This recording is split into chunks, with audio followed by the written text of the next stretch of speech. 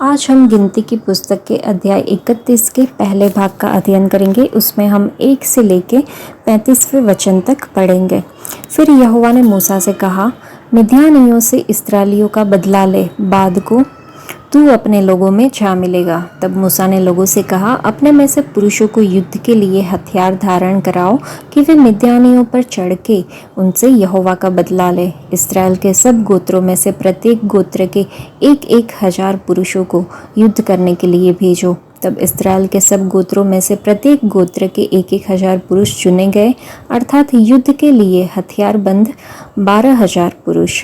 प्रत्येक गोत्र में से उन हजार पुरुषों को और एलियाजर याजक के पुत्र पिनहास को मूसा ने युद्ध करने के लिए भेजा, और उसके हाथ में पवित्र स्थान के पात्र और वे तुरहिया थी जो सांस बांध बांध कर फूकी जाती थी, और जो आज्ञा यहोवा ने मूसा को दी थी उसके अनुसार उन्होंने मिद्यानियों से युद्ध करके सब पुरुषों को घात किया। और दूसरे जुजे हुओं को छोड़ उन्होंने एबी, रेकेम, सूर, हूर और रेबा नामक मिद्यान के 5 राजाओं को घात किया, और बोर के पुत्र बिलाम को भी उन्होंने तलवार से घात किया। और इस्राएलियों ने मिद्यानी स्त्रियों को बाल बच्चों समेत बंदी बना लिया, और उनके गाय, बैल, भेड़, बकरी और उनकी सारी संपत्ति को लूट लिया, और उनके निवास के सब नगरों और सब छावनियों को फूंक दिया। तब वे, क्या मनुष्य क्या पशु, सब बंदियों और सारी लूटपाट को लेकर यरीहो के पास की यरदन नदी के तट पर मोआब के अराबा में छावनी के निकट मूसा और एलियाजर याजक और इस्राएलियों की मंडली के पास आए। तब मूसा और एलियाजर याजक और मंडली के सब प्रधान छावनी के बाहर उनका स्वागत करने को निकले। और मूसा सहस्त्रपति, शतपति आदि सेनापतियों से जो युद्ध करके लौटे आते थे क्रोधित होकर कहने लगा, क्या तुमने सब स्त्रियों को जीवित छोड़ दिया? देखो, बिलाम की सम्मति से पोर के विषय में इस्राएलियों से यहोवा का विश्वासघात इन्हीं ने कराया, और यहोवा की मंडली में मरी फैली। इसलिए अब बाल बच्चों में से हर एक लड़के को और जितनी स्त्रियों ने पुरुष का मुंह देखा हो उन सबों को घात करो, परंतु जितनी लड़कियों ने पुरुष का मुंह न देखा हो उन सबों को तुम अपने लिए जीवित रखो। और तुम लोग 7 दिन तक छावनी के बाहर रहो, और तुम में से जितनों ने किसी प्राणी को घात किया और जितनों ने किसी मरे हुए को छुआ हो, वे सब अपने अपने बंदियों समेत 3 और 7वें दिनों में अपने अपने को पाप छुड़ाकर पावन करें। और सब वस्त्रों और चमड़े की बनी हुई सब वस्तुओं और बकरी के बालों की और लकड़ी की बनी हुई सब वस्तुओं को पावन कर लो। तब एलियाजर याजक ने सेना के उन पुरुषों से जो युद्ध करने गए थे कहा, व्यवस्था की जिस विधि की आज्ञा यहोवा ने मूसा को दी है वह यह है, सोना, चांदी, पीतल, लोहा, टीन और सीसा जो कुछ आग में ठहर सके उसको आग में डालो, तब वह शुद्ध ठहरेगा। तो भी वह अशुद्धता से छुड़ाने वाले जल के द्वारा पावन किया जाए, परंतु जो कुछ आग में न ठहर सके उसे जल में डुबाओ। और 7वें दिन अपने वस्त्रों को धोना, तब तुम शुद्ध ठहरोगे, और तब छावनी में आना।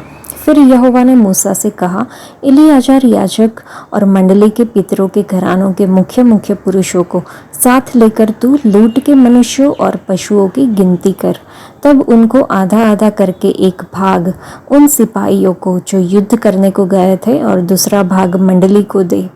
फिर जो सिपाही युद्ध करने को गए थे उनके आधे में से यहोवा के लिए क्या मनुष्य, क्या गाय बैल, क्या गड्ढे, क्या भेड़ बकरियां 500 के पीछे एक को कर मानकर ले ले, और यहोवा की भेंट करके एलियाजर याजक को दे दे।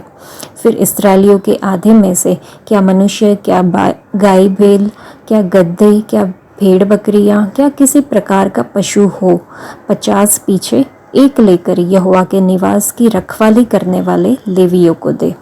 यहोवा की इस आज्ञा के अनुसार जो उसने मूसा को दी, मूसा और एलियाजर याजक ने किया। जो वस्तुएं सेना के पुरुषों ने अपने अपने लिए लूट ली थी उनसे अधिक की लूट यह थी, अर्थात 6,75,000 भेड़ बकरियां, 72,000 गाय बैल, 61,000 गड्ढे, और मनुष्यों में से जिन स्त्रियों ने पुरुष का मुंह नहीं देखा था वह सब 32,000 थी। इस भाग में हमने 15वें वचन में देखा कि मूसा ने उनसे कहा कि क्या तुमने सब स्त्रियों को जीवित रखा है? मिद्यान स्त्रियां प्रलोभन में माहिर थी। उन्होंने बिलाम की सम्मति से इस्राएलियों से यहोवा के विरुद्ध पाप कराया था, जो कि हम गिनती की पुस्तक में ही 31वें अध्याय में देखेंगे। यहोवा परमेश्वर इस्राएल की संतान के द्वारा उनसे बदला लेना चाहता था, लेकिन ऐसा लगता था कि सेना के अधिकारी, हजारों के सरदार और सौ के सरदार जो युद्ध से आए थे उसके प्रति बहुत नरम थे। आप इसे अपने पड़ोसी या दुश्मन से प्यार कहें। उन्होंने उन्हें प्यार के नाम पर बचा लिया। वे अपने प्रभु यहोवा की आज्ञा को स्वीकार करने में समर्थ नहीं थे। इससे मूसा बहुत क्रोधित हुआ, क्योंकि वह हृदय में यहोवा परमेश्वर के साथ एक था। परमेश्वर की संतान के लिए परमेश्वर के साथ उनकी शिक्षाओं और आज्ञाओं में एकजुट होना बहुत महत्वपूर्ण है। प्रेम के नाम पर झूठी शिक्षाओं को सहन करना सभी के लिए विपत्ति का कारण बनता है। नए नियम में झूठी शिक्षाओं को बिल्कुल भी बर्दाश्त नहीं किया जाता है। प्रभु यीशु मसीह उन झूठी शिक्षाओं के बहुत आलोचक थे जो उनकी सभाओं में घुस आई थी, और उन्होंने उन सभाओं के लोगों को उनके बारे में चेतावनी भी दी थी। वे इसे बर्दाश्त नहीं करने वाले थे, लेकिन वे उससे उतना ही नफरत करने वाले थे जितना वे उससे नफरत करते थे। परमेश्वर ने उसे मिद्यान की महिलाओं की तरह अपने लोगों को बहकाने के रूप में देखा। परमेश्वर के साथ एक होने के लिए और उसे वैसे ही देखने के लिए जैसे परमेश्वर उसे देखता है, मूसा की तरह परमेश्वर के वचन की सच्चाई को देखने की विनम्रता की आवश्यकता होती है, जो कि स्वयं प्रभु यीशु मसीह है। मिद्यान की स्त्रियों के विशेषज्ञों के समान महान बेबीलोन भी है, जो अपनी झूठी शिक्षाओं से परमेश्वर के लोगों को प्रलोभित करती है। प्रकाशित वाक्य के 17वें अध्याय के अनुसार कि यह कलीसिया के भीतर सभी झूठी शिक्षाओं का आध्यात्मिक मुख्यालय है, जो संतों को परमेश्वर से दूर ले जाता है। परमेश्वर इसे आध्यात्मिक व्यभिचार के रूप में देखते हैं।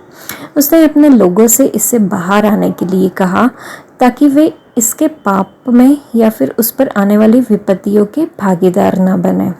उसी अध्याय में परमेश्वर ने मिद्यान की महिलाओं का न्याय किया, जिन्होंने वादा किए गए देश में प्रवेश करने से पहले परमेश्वर के लोगों को बहकाया था। इसी प्रकार मेमने के विवाह के दिन से पहले बेबीलोन की बड़ी वेश्या का न्याय किया जाएगा, जो कि प्रकाशित वाक्य में ही लिखा हुआ है। आज के लिए इतना ही। परमेश्वर आप सबको आशीष दे। धन्यवाद।